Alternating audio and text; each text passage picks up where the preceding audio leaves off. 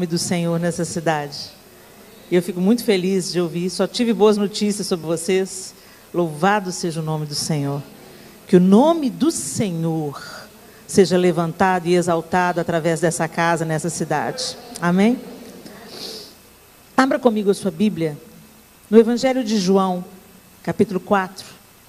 É um texto muito conhecido de nós todos, mas nós vamos passear um pouco sobre ele hoje, porque Deus tem colocado uma palavra no meu coração sobre os dias que nós estamos vivendo, dias de estreitamento, dias que estão por vir não serão fáceis. E o Senhor precisa de uma igreja, levantar uma igreja avivada, comprometida, né? E nós vamos passear um pouco na santa palavra de Deus, nesse capítulo 4 do livro de João, sobre esse encontro maravilhoso que ele teve com uma mulher à beira de um poço.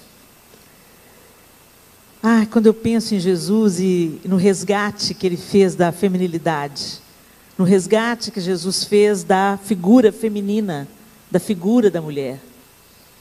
Como as mulheres marcaram o ministério de Jesus e como ele usou de generosidade, quebrou todos os paradigmas da época no seu relacionamento com as mulheres.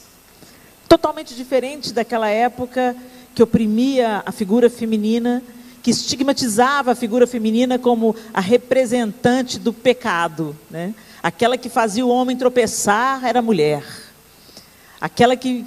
E com toda razão tinha esse estigma sobre nós, porque Deus nos dotou de tantas possibilidades, que se essas possibilidades não forem submetidas ao Espírito Santo de Deus, elas serão usadas para o mal, elas serão usadas para a derrocada, né? A mulher é uma peça estratégica na família.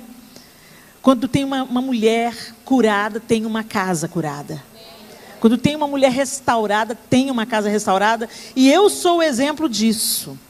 Eu era uma pessoa extremamente ferida, com uma autoestima baixíssima. Eu tinha vários problemas, vários traumas. Eu tinha sofrido abuso sexual durante toda a minha infância. Eu tinha tudo para dar errado. Estava dando. Mas Jesus interferiu na história, mudou a minha vida e mudou a minha casa. Então essa relação de Jesus com as mulheres sempre eu achei tão maravilhoso, tão maravilhoso. Ele era sustentado por mulheres na sua trajetória aqui na terra. Foi através de uma mulher que a salvação entrou no mundo. Foi por uma mulher que entrou o pecado, mas foi por uma mulher que entrou a salvação.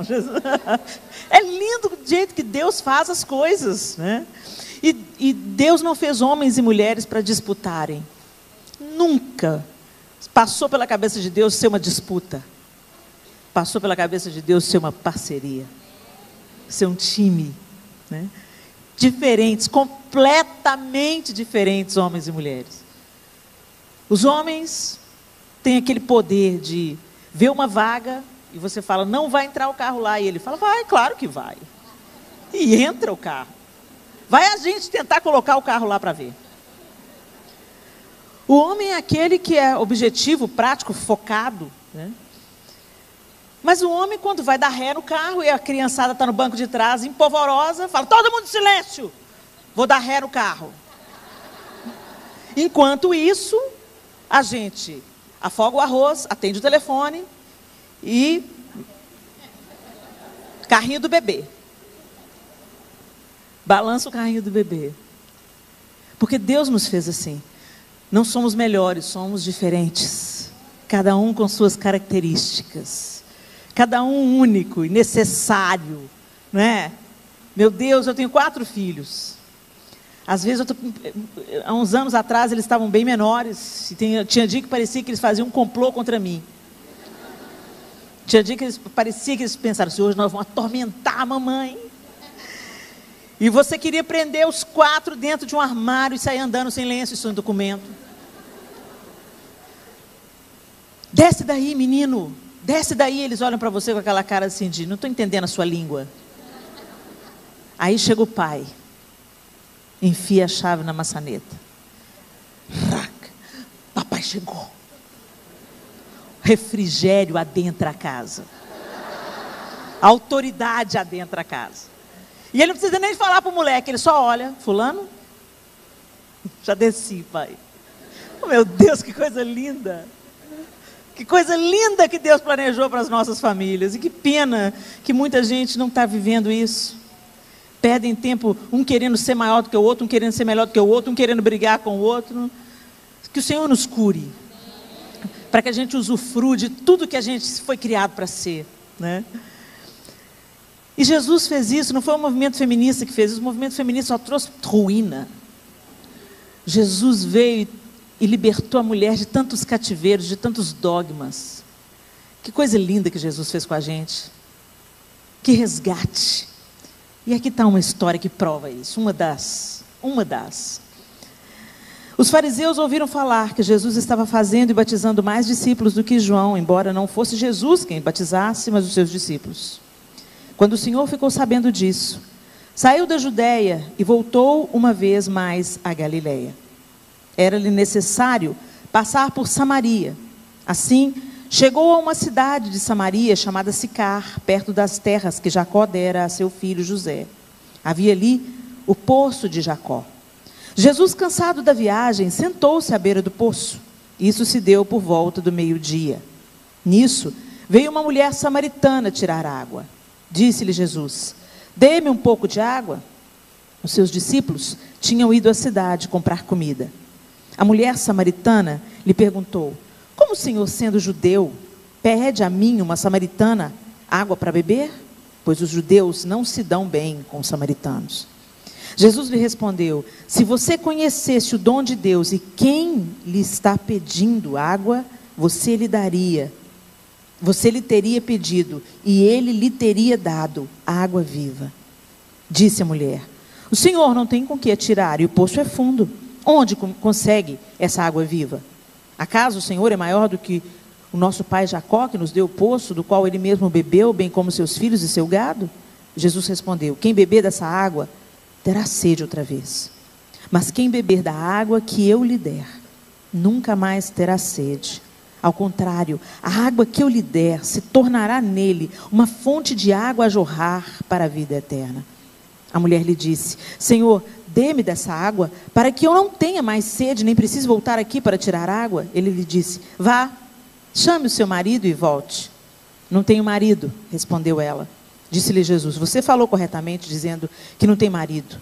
O fato é que você já teve 5, e o homem com quem agora vive não é seu marido.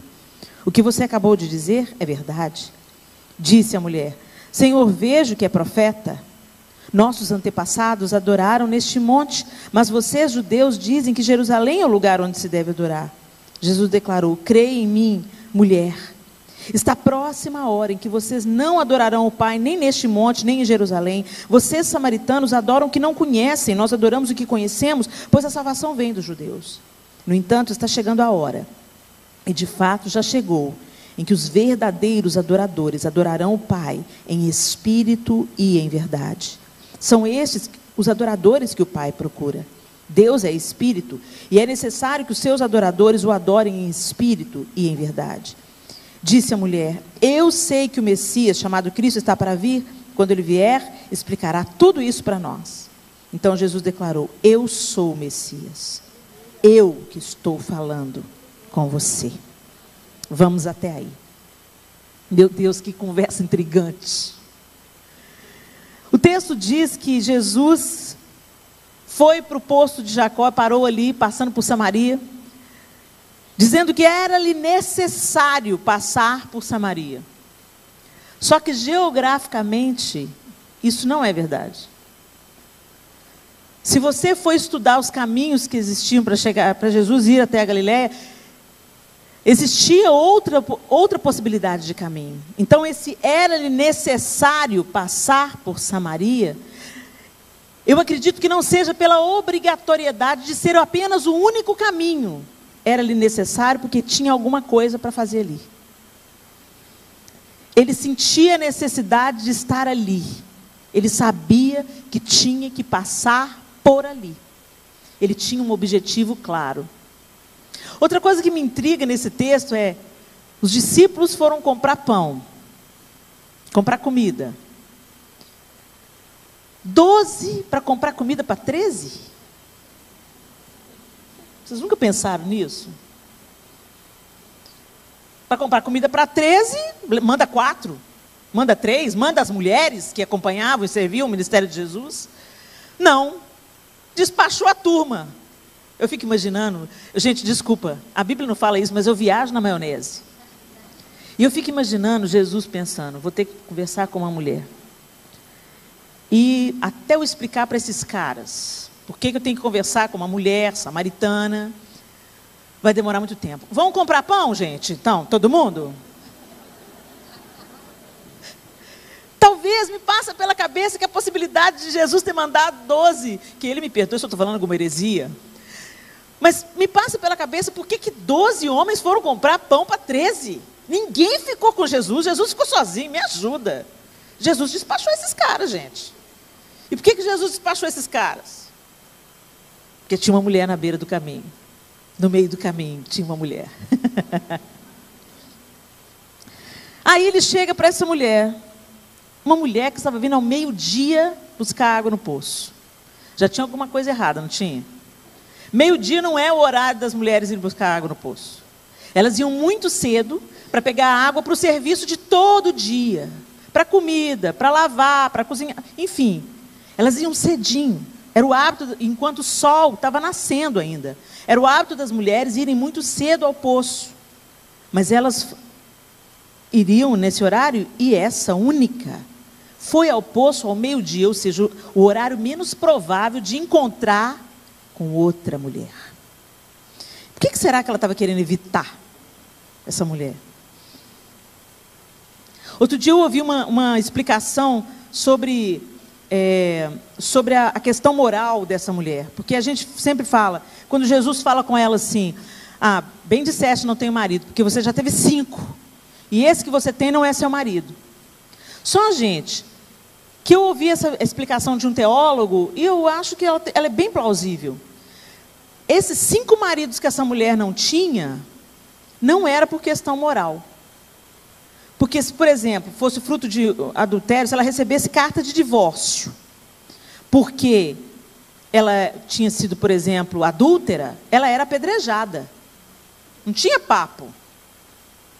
Então, se essa mulher casou 1, casou 2, casou 3, casou 4, casou 5 e não foi apedrejada, mas ela ganhou 5 cartas de divórcio, então há uma teoria que acredita que o problema dessa mulher não era a impureza sexual. O problema dessa mulher era pensar.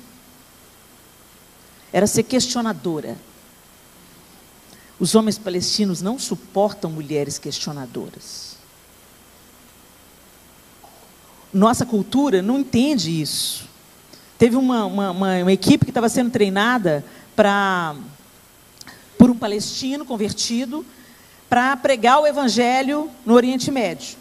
Então as mulheres se reuniram e pediram que esse palestrante palestino falasse para elas. E aí, naquela primeira reunião, chamaram o cara e falaram assim, nós queremos aprender como que nós podemos abordar as mulheres palestinas para apresentar o evangelho para elas. Ele falou, não podem. Como não pode? Como não podemos? Olha como é que vocês são. Vocês olham a gente no olho. Isso é inadmissível. Por que nós não podemos? E por causa disso. Você pergunta por quê? Isso é inadmissível. Mulher não tem voz, mulher anda 7 passos atrás, debaixo de uma buca. Ela não fala, ela não tem ideias, ela não tem opinião, ela não tem questionamentos. Então tem um teólogo que acredita, eu achei muito interessante essa opinião dele, porque realmente faz sentido. Se fosse por impureza sexual, ela não permaneceria viva, ela não teria a chance de se casar de novo.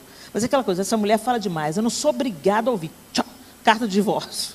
Mas ela é bonita demais, então eu vou domar, vem cá. Não domava, tchum, não domava. Pá. Mas o último, por algum motivo, não deu carta de divórcio.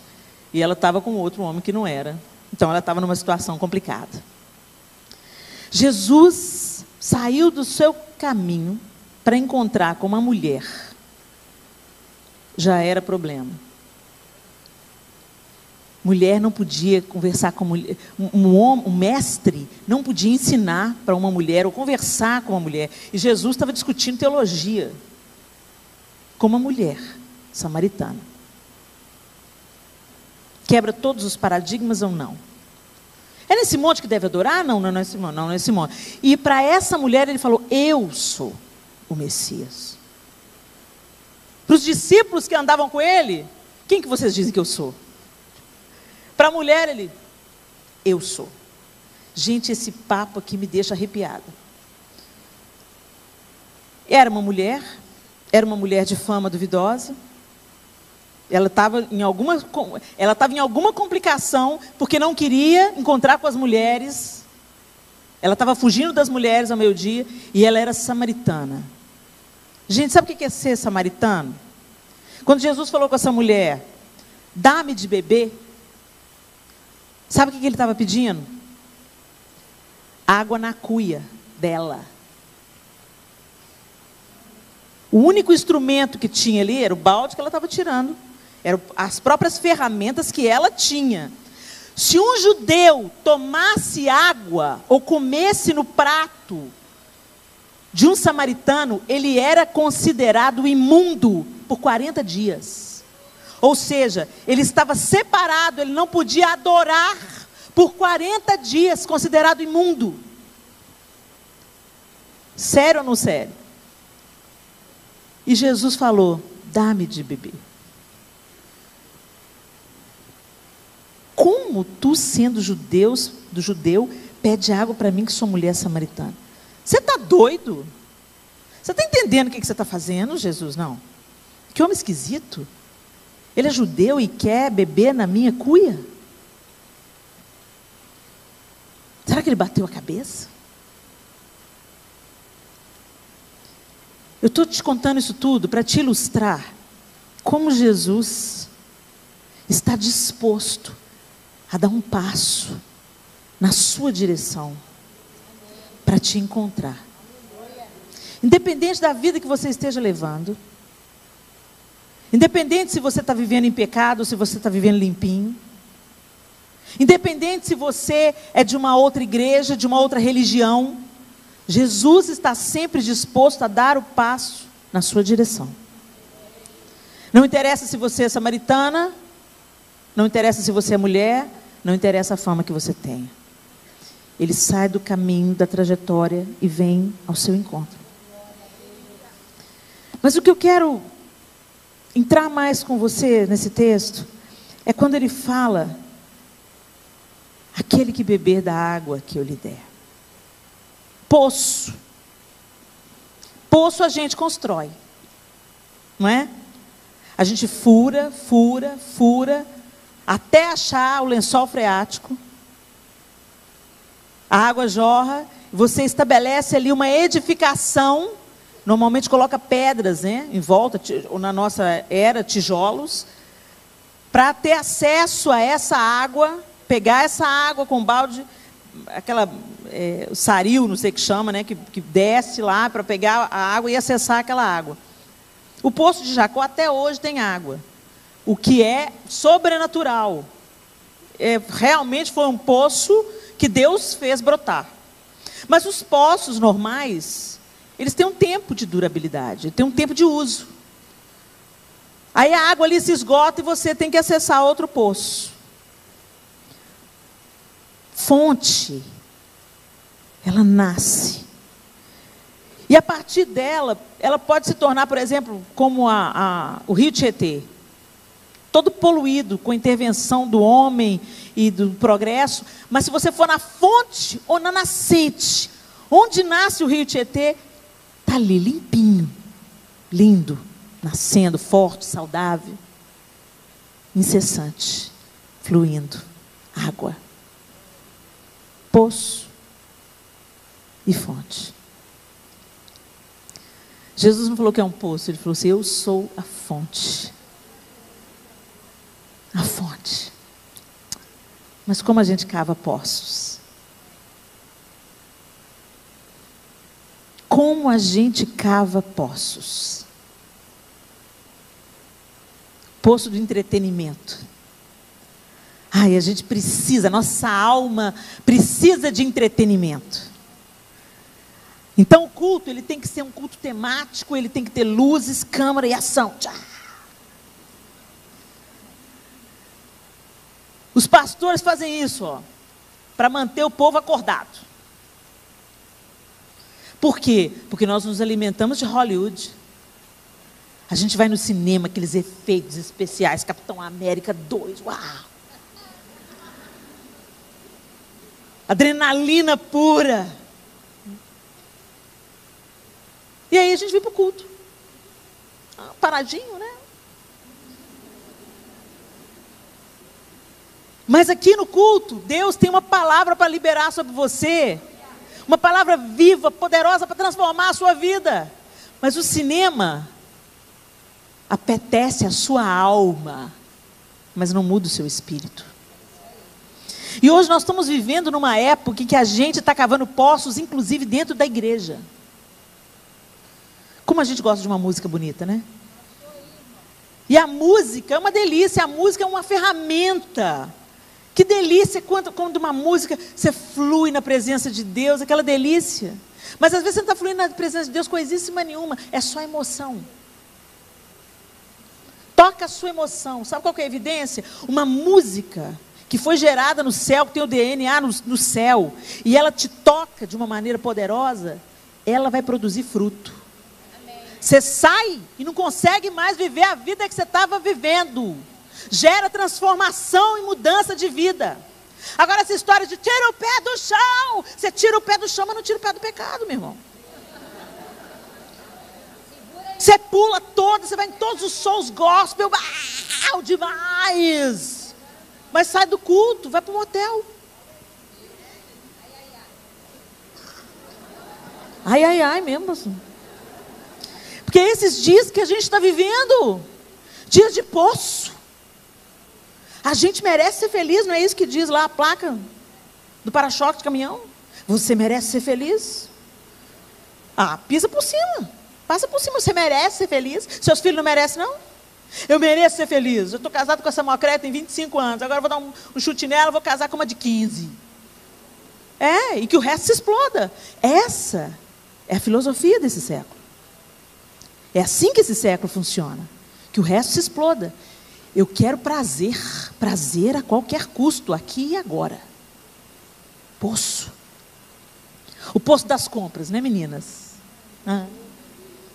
Oh, Jesus. Aí os homens que estão aqui de penetra hoje, né? Pensam assim, é isso mesmo, fala aí, Jeová. Eu não entendo como é que essas mulheres entram numa loja, prova 50 vestidos, não leva nenhum, perde meu tempo, quer parar em todas as vitrines, tem 500 pares de sapatos, só tem 2 pés. Quer entender não, meu irmão? É a mesma coisa que a gente não entende, por que vocês ficam parados na frente de uma televisão, vendo 22 homens correndo atrás de uma bola. Peculiaridades da diferença. Cada um sabe onde aperta o sapato. Vocês ficam felizes ali, vibrando pelo time do coração. Para a gente faz a menor diferença. A gente fala, ganhou, ganhou. Quem estava julgando fulano? Não tem a mínima ideia. Mas a gente fica feliz porque o time ganhou. Perdeu, a gente fica mal. Mas o marido entra em depressão. Um briga com o outro, melhores amigos. Um alfineta o outro no Twitter. Quando você vê uma amizade, está indo pelo ralo por causa de time. Entenderam? Então vocês vão entender porque que a gente fica na frente da loja, que é ter 50 pares de sapato. Mas enfim, peculiaridades da diferença. Mas a mulher vai para lá, poço. Shopping center, poção. Eu costumo te dizer, gente, que se Mamon é Deus, shopping center é templo. Outlet é mesquita. Fala sério, a gente perde a sanidade no outlet. Você tem um tanto de roupa, abre o armário e fala: tô pelada, tenho roupa para vestir. Poço. Você comprou um vestido de festa maravilhoso, foi lá, estourou o cartão de crédito do marido. Aí dois fins de semana depois tem uma festa. Aí você fala: bem, me dá o dinheiro aí para eu comprar outro vestido. Mas você não está com um vestido novo, você comprou há 2 semanas, o vestido custou R$ 1.200. Misericórdia. Mas, querido, todo mundo que vai estar lá na festa estava no casamento. Eu vou com o mesmo vestido. Poço. Se roupa não fosse para ser repetida, era de papel. Roupa é para ser repetida, mulher. Não tenta achar que a sua autoestima... O povo vai te amar mais se você não repetir roupa. Isso é uma mentira do século, que a gente acredita. Poço. Você compra mais do que você tem, para ostentar e parecer para o outro que você é bem-sucedida. Poço. Você não tem tempo de qualidade com os seus filhos. Manda ele para o inglês, manda para o judô, para o karatê, para a guitarra. Fica livre do menino. E fala: estou investindo no futuro dele. Mentira! Quem investe no futuro, senta junto, come junto, olha no olho. O que é que está acontecendo? Com quem que você está andando?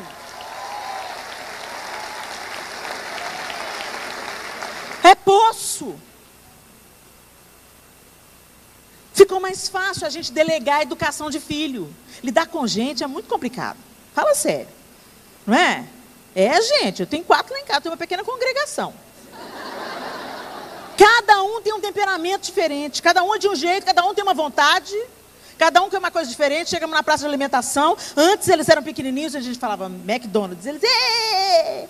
Agora a gente fala assim: o que a gente vai comer? Eu quero isso, não, eu não quero isso, detesto isso, eu quero aquilo. Dá vontade de falar: cala a boca todo mundo, eu decido.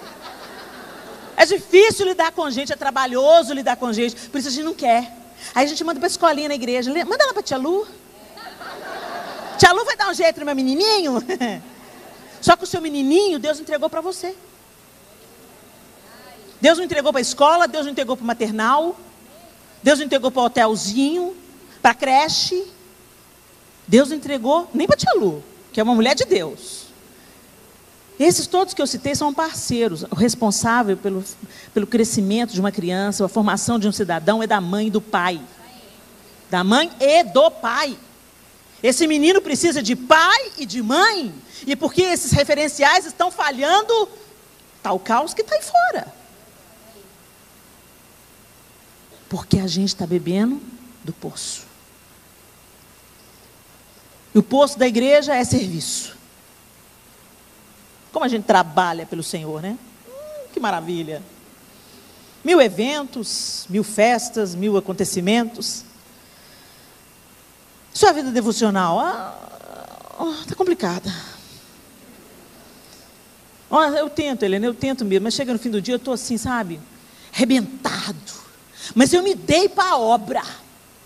Trabalhei o dia inteiro com evangelismo, preguei nos hospitais.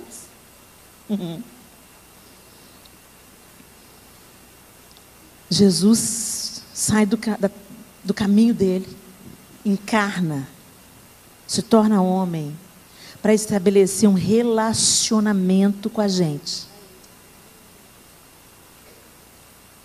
Mas a gente prefere trabalhar para ele, do que sentar com ele, do que ouvir dele, do que aprender dele. Exatamente como a gente faz com os nossos outros relacionamentos.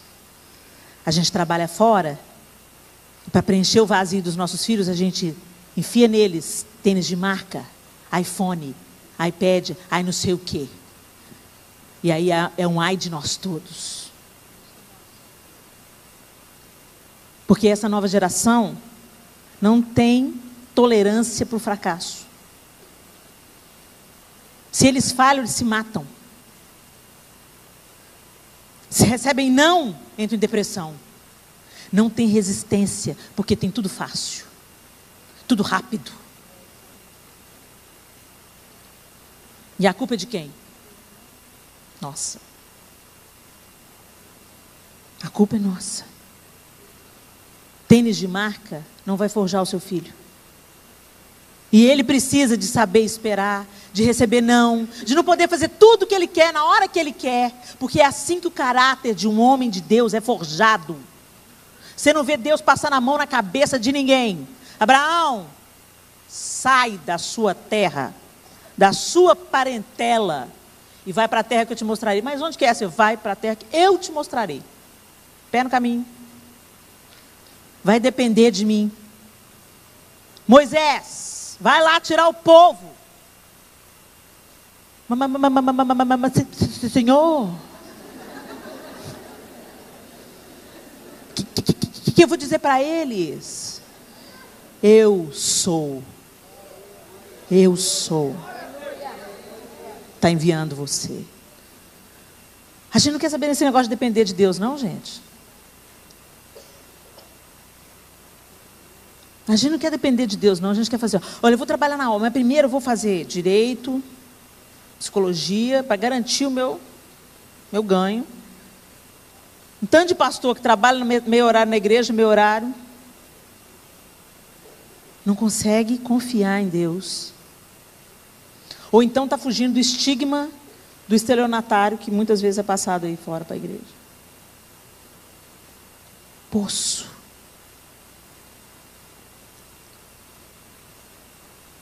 E Jesus falou para essa mulher, e eu quero que você escute a voz dele falando para você hoje. Quem beber dessa água, tornará a ter sede. Quem beber do shopping, tornará a ter sede. Quem beber do futebol, tornará a ter sede. Quem beber do entretenimento gospel, tornará a ter sede. Quem viver apenas pelo serviço, mesmo que seja um serviço pelo reino, tornará a ter sede. Mas aquele que beber da água que eu lhe der, aquele que beber do meu copo, aquele que compartilhar comigo a cuia, eu vou me revelar a ele. Eu sou o Messias. Eu que falo contigo. E aí nós vamos conhecer um Deus que a gente só conhece de ouvir falar. Quantas pessoas dentro da igreja feridas, depressivas, vivendo toda sorte de enfermidades na alma, exatamente como as pessoas no mundo. Exatamente. Tem bipolar dentro da igreja, tem síndrome do pânico dentro da igreja, tem depressão dentro da igreja. E precisa de ser tratado. Mas por quê? Porque a gente vem para a religião. A gente vem para a igreja, um dia maravilhoso, não sei qual foi o dia que foi o seu.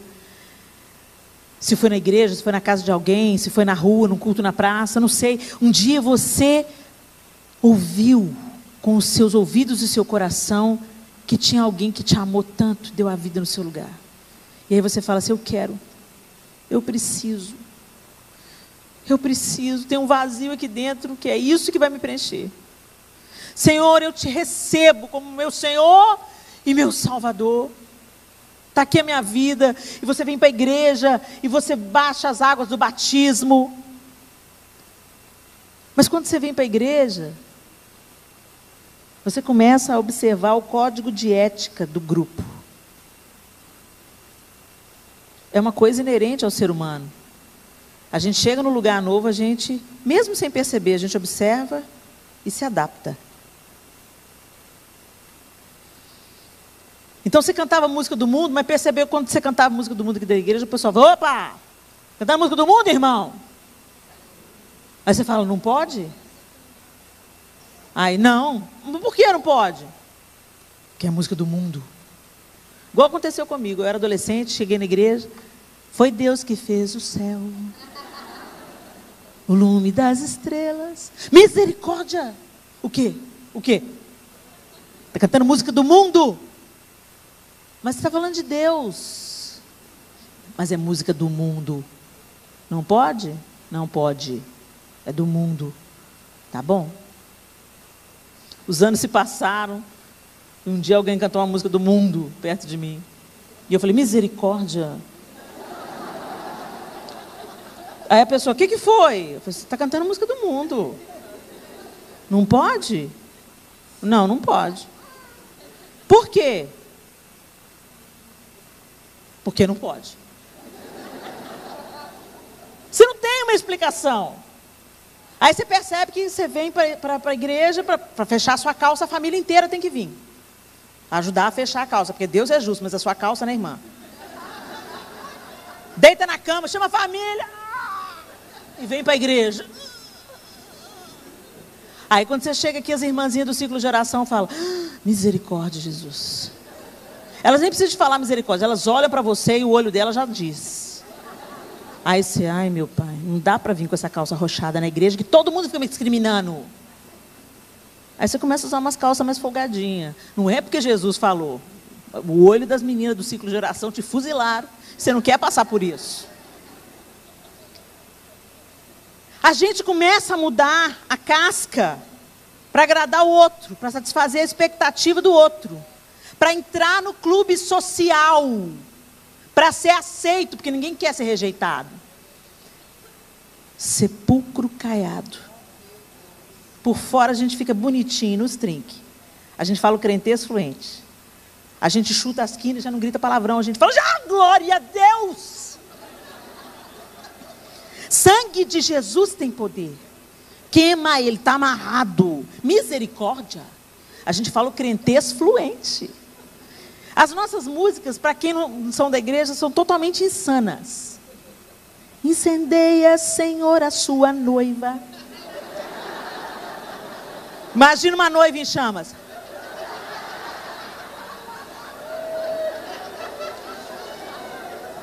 A gente é um povo esquisito. Fala sério, a gente é. Mas acontece que a maioria de nós está vivendo isso só por fora. Na hora que você tem que ser esquisito mesmo, sabe aquela hora de, eu vim aqui te restituir. Como assim me restituir? Não, porque quando eu não era crente, eu roubei um lápis aqui na empresa.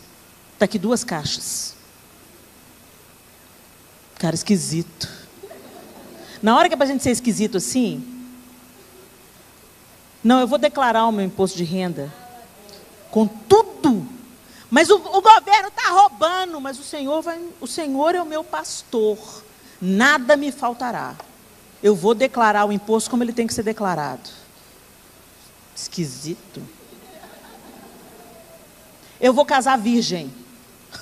Esquisita. Se é homem, então? Vai casar virgem. Esquisito. Na hora da gente ser esquisito, porque o Jesus dentro de nós faz uma revolução que a gente não consegue se parecer mais com esse mundo, aí a gente não é, aí a gente é igual. Aí a gente é o crente estelionatário, o crente desonesto, que dá cheque sem fundo, que compra Mary Kay, né, mulher, e não paga. Não vão no culto hoje não, bem. Por quê, mulher? Vão para o culto? Não, eu estou devendo a irmã de Mary Kay. Vocês estão rindo, né? Porque a gente foi transformado pela religião, não pelo relacionamento. Por isso a gente continua com sede. Porque a religião é poço. Relacionamento com Deus é fonte de água viva. Deus te chama todo dia. Tem a música da Ludmilla, né, que diz, né? Alta madrugada vai, já estou deitado, mas ouço Deus me chamar. Sua voz suave é como um sussurro, ouço Deus me chamar. Meu coração se aperta, eu ando tão cansado, tenho trabalhado tanto. Meu coração se aperta, Ao ouvi-lo me chamando, me chamando, me chamando, me chamando, me chamando, eu vou. Você vai mesmo? Ou você vira para o canto? O Senhor nos chama todo dia para um relacionamento. Mas a gente só aparece diante dele com as nossas petições, as nossas listas, as nossas exigências, as nossas reivindicações, as nossas determinações. A gente marcha na presença dele, está determinado, Senhor, e não sei o quê, não sei o quê. E na hora que ele fala, tá ok, filho, agora senta aí que eu quero te falar. Não, estou ocupado, vou lá fazer a sua obra. Vocês lembram do filho mais velho, do filho pródigo?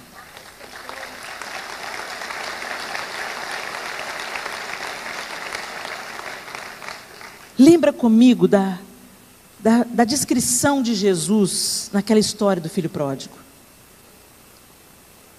Tem tantas coisas naquela parábola que dava outra pregação inteira. Mas eu queria só me ater a alguns pontos com vocês. O filho pródigo, o caçula, saltou fora, pirou o cabeção, se arrependeu, voltou para casa, o pai recebeu, deu uma festa. Como todos nós, né?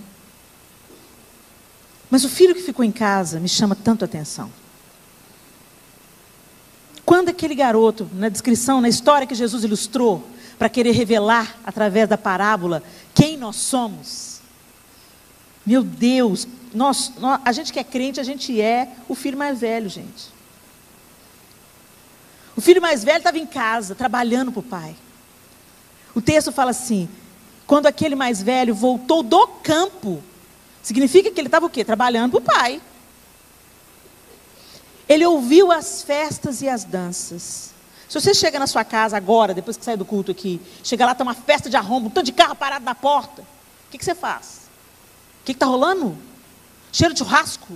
Quem está lá em casa? O que aconteceu? Você aperta o passo e quer chegar para ver quem é que está em casa. Aquele garoto não, aquele garoto chamou um empregado. E perguntou, o que está acontecendo? Ele se relacionava com o pai através de um outro empregado. Não é isso que a gente faz? Ora por mim, profeta. Fala comigo, pastor. O que eu tenho que fazer da minha vida, pastor? A gente se relaciona com Deus através de terceiros. O pastor é importante, o profeta é importante. Deus vai levantar esses homens e mulheres para te abençoar, sim. Mas tem gente que não busca Deus, busca o profeta. Estão fazendo do profeta o pai de santo gospel.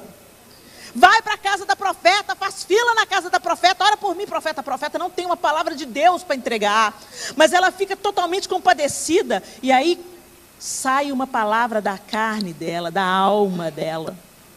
Você ainda leva a irmã ou o irmão a pecar, porque você está buscando no homem o que está nas cartas de amor que Deus deixou para você, mas você não quer ler. Quando eu era solteira, meu marido me mandou uma carta. Eu peguei a carta, saí correndo para o meu quarto, fechei a porta. Antes de eu abrir a carta, eu cheirei a carta. Perfumada. Ai, que delícia. Eu não chamei meu pai para ler a carta para mim. Eu não chamei minha mãe para ler a carta para mim. Eu fui ler a carta. E eu li e reli e quis entender o que ele falou nas entrelinhas. Só para mim. Mas a gente não, a gente se relaciona com Deus através de terceiros. O profeta, o cantor, o intercessor. O intercessor, ora por mim, ora você, minha irmã. Nós já temos um intercessor à direita de Deus que intercede por nós. Dobre os seus joelhos, gere as suas causas e para de ser um vegetal espiritual.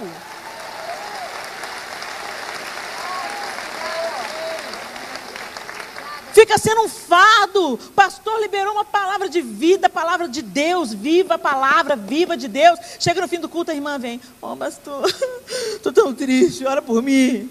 Você não escutou nada, irmã. Vocês estão entendendo o que eu estou querendo dizer? Nós estamos chegando num tempo em que a religião não vai te sustentar. Se relacionar com Deus através de terceiros não vai bastar. Você não vai morrer por alguém que você não conhece. Por alguém com o qual você não tem intimidade. Os discípulos estavam confusos, dispersos, com medo no sábado. Mas quando eles viram Jesus ressurreto,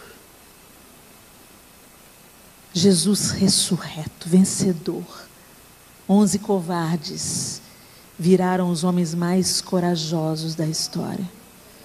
Eles estavam dispostos a morrer pelo Senhor. E você está?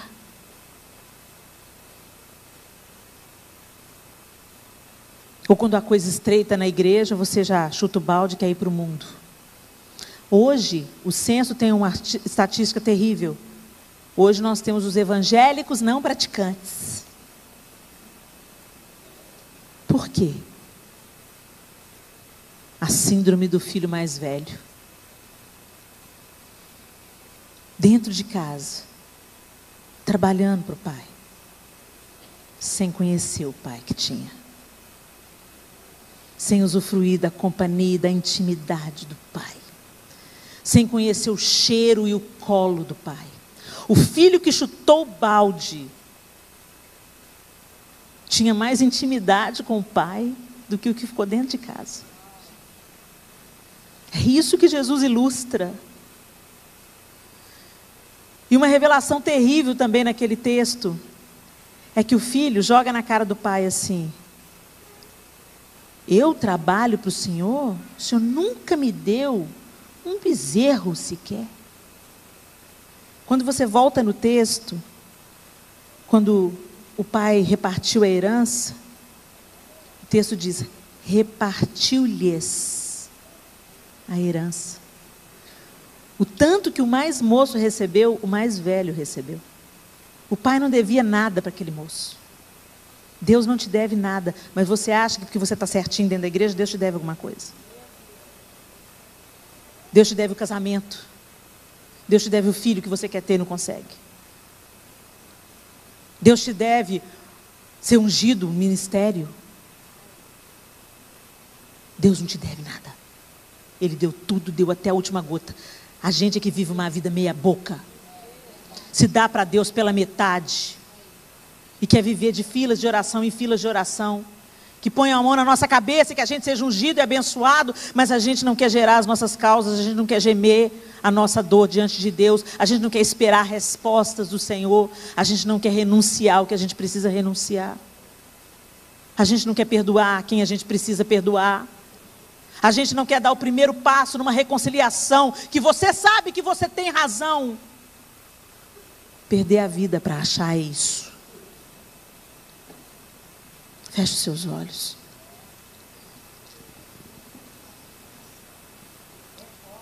Aquele que beber da água que eu lhe der, nunca mais terá sede. Deus tem o potencial para te saciar totalmente. Na sua rejeição, na sua dor, na sua falta, na sua perda.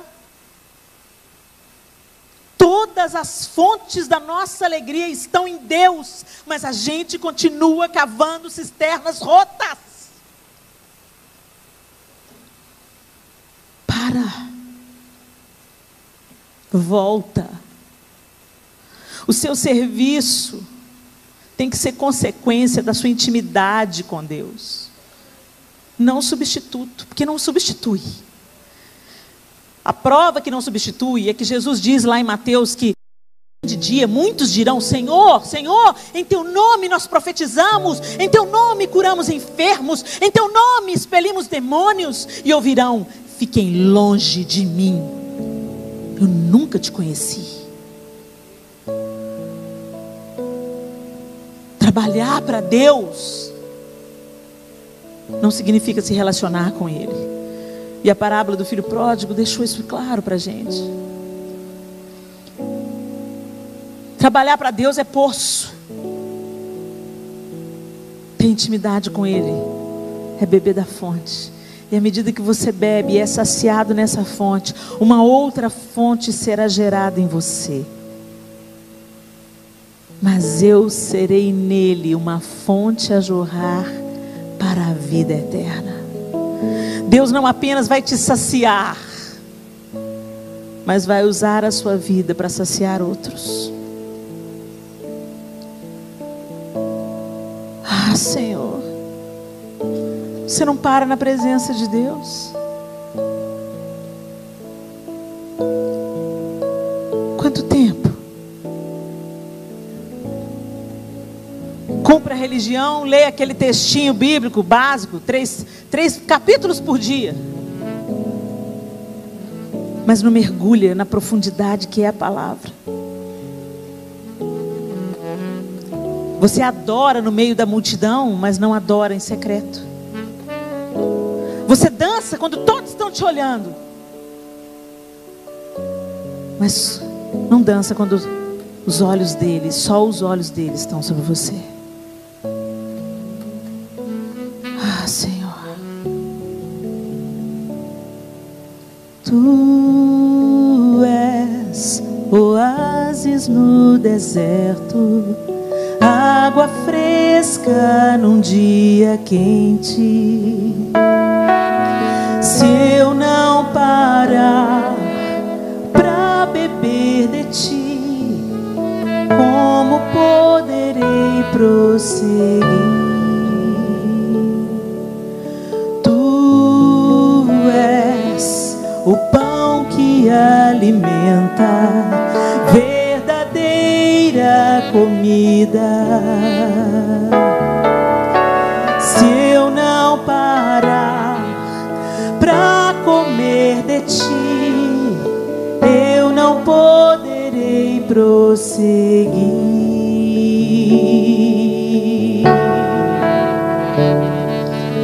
Tu és a fonte de vida no meu interior.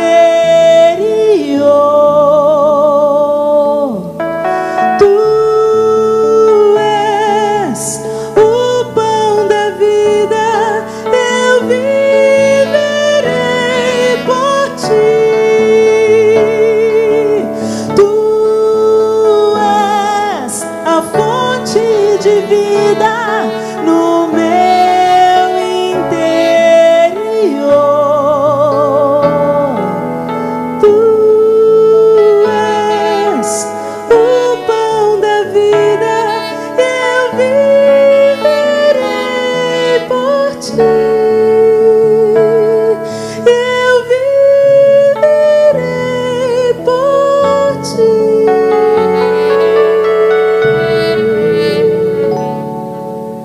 Tu és oásis no deserto, água fresca num dia quente. Se eu não parar pra beber de Ti, como poderei prosseguir?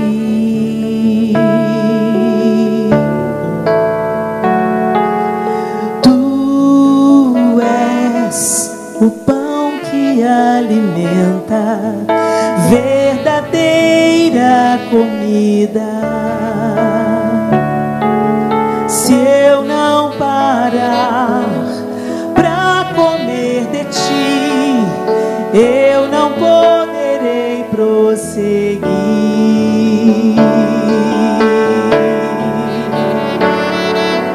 Tu és a fonte de vida no meu interior. Tu és o pão da vida, eu viverei por Ti.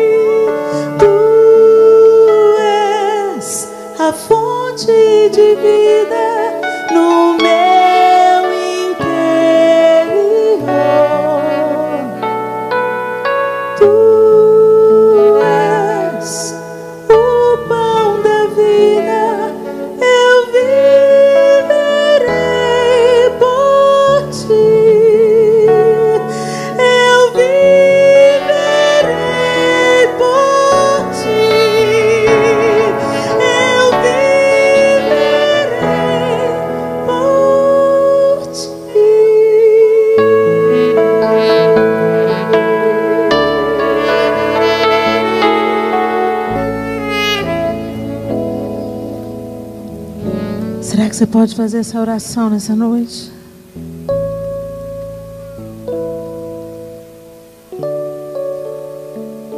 O entretenimento é bom,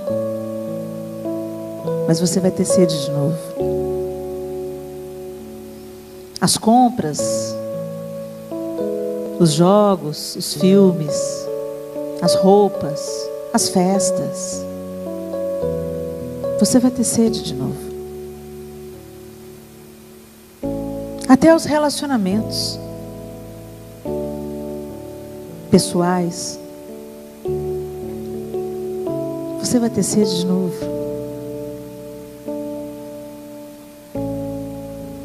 A única fonte, a única fonte de água viva é o Senhor. Pare de viver por uma religião. Pare de viver por um grupo social. E viva a igreja, a noiva, aquela que está se adornando, se santificando. Noiva aqui dentro, quando a gente se reúne para nos fortalecer, nos alimentar, nos abastecer. Mas noiva também quando a gente sai pelas portas e anda pela cidade e trabalha no nosso trabalho e estuda onde a gente estuda e é um cidadão brasileiro em qualquer parte do planeta. Que a sua cidadania do reino seja uma evidência na sua vida. Que Jesus seja visto além da religiosidade. E a maior evidência de uma vida rendida aos pés do Senhor é uma vida de amor. De amor. Amar não é achar tudo lindo, gostar de todo mundo. Isso não é amor. Isso é afinidade, isso é outra coisa. Amor é você fazer pelo outro o que você gostaria que fizessem por você. É você olhar o outro como você gostaria de ser olhado. É você tratar o outro como você gostaria de ser tratado. É você ser íntegro com o outro como você gostaria que fosse com você. É você pagar as suas contas como você gostaria de receber. Isso é amor. É pôr o outro em primeiro lugar e não pensar só no seu interesse. Essa é a maior evidência do reino de Deus em nós. Mas isso nasce quando você para beber da fonte da água da vida.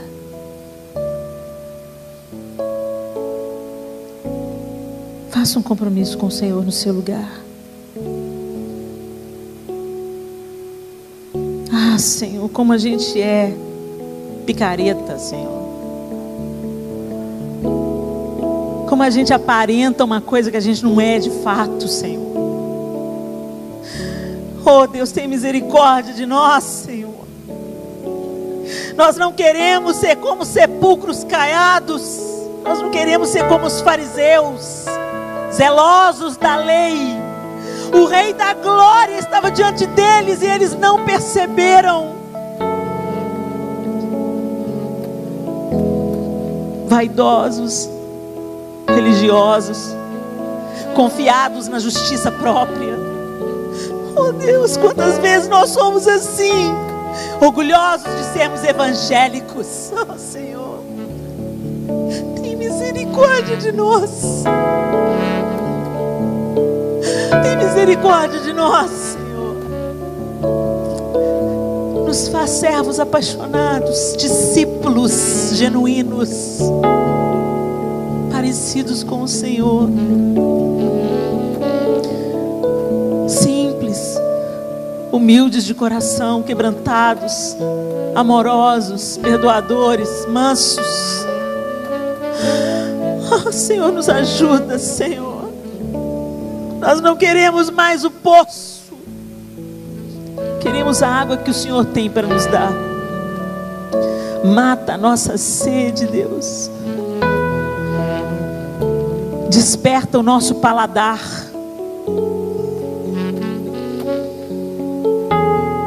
Cura a nossa desidratação espiritual.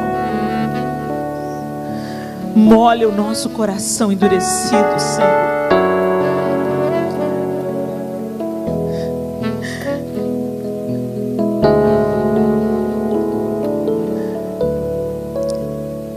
Abre os nossos olhos para a gente ver que a gente está numa batalha. Quem está numa batalha não se preocupa com roupas de marca. Quem tem consciência da batalha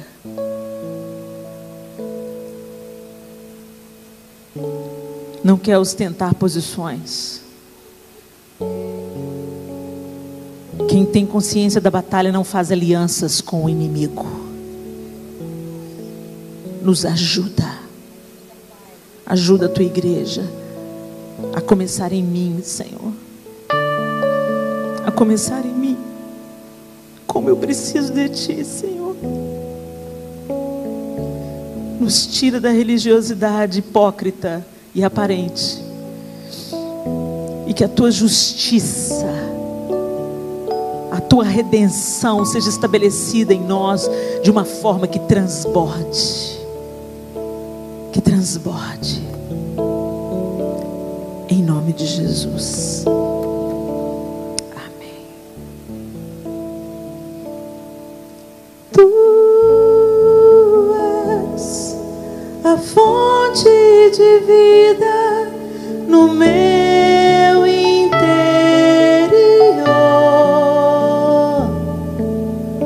Tu és o pão da vida. Eu viverei por Ti. Eu viverei por Ti. Eu morrerei por Ti.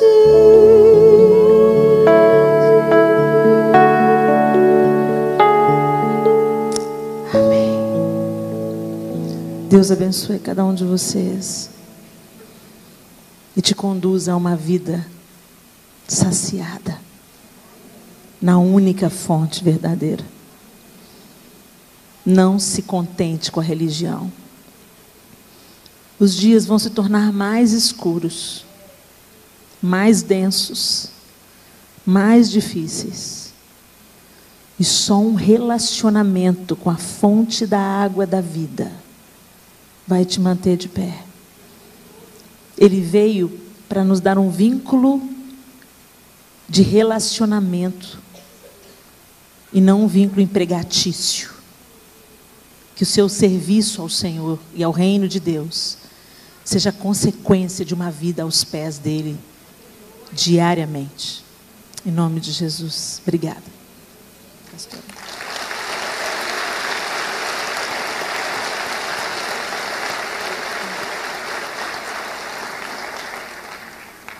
Pessoal, eu trouxe um material, está lá fora. Eu trouxe o de Clara Sofia. De Clara Sofia é o meu segundo livro. O da Janela ao Monte acabou, está produzindo mais, eu não tinha como trazer, mas eu trouxe de Clara Sofia. De Clara Sofia são histórias que eu vivi com os meus 4 filhos, onde eu aprendi mais sobre a paternidade de Deus.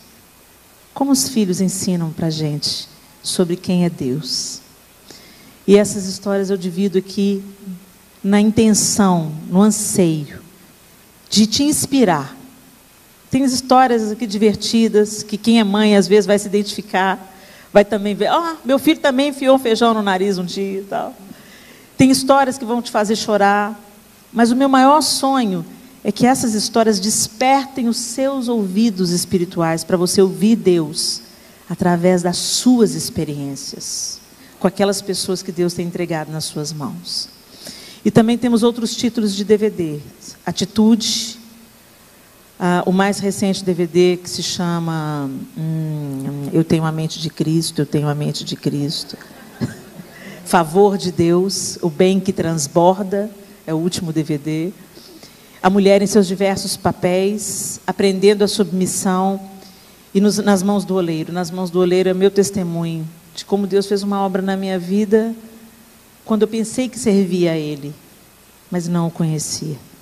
Eu coloquei Jesus no banco de trás da vida e eu é que dirigi o volante. Nas Mãos do Oleiro conta isso. E esses materiais são para semear no meu ministério, na minha vida, na minha casa, na minha família. e na produção de outros materiais. Mas o meu anseio mesmo, a minha oração, é que quando vocês semeiam na minha vida, no meu ministério, que vocês recebam muito mais. Que seja uma mensagem na hora oportuna, que seja um presente para você dar para alguém estratégico, alguém que você está evangelizando, que não vai querer acessar o YouTube para ver uma mulher esquisita falar. Um livro que vai chegar nas mãos de uma pessoa estratégica também. Enfim, eu oro para que a semeadura seja ainda maior, a colheita seja maior na sua vida. Em nome de Jesus. Deus abençoe. Obrigada, Helena.